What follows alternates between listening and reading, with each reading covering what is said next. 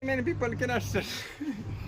Sajid from Japan. Yeah, okay. Jensen. Jensen, brother number 1 technician in Philippines. Zion. Okay. Thank you, brother. Uh, uh, Suzuki palit.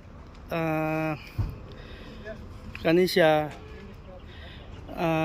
tawag ani immobilizer mismatch lang gihapon gitungod wala daw nila napaandar ni na may susi pero wala nila napaandar pero gi kuri-kuri na ni sa electrician na mga pinanitan dire na mga putol na wire po dito sa sulod sa iyang ECU yung gitestiran siguro na so karon nag-ano na unregister na po lang iyahang key o ang iyahang ID mismatch wala na so nagkabuang kog subay so may na lang nakaluyan sa kinatasan giprogram na to ang iyahang susi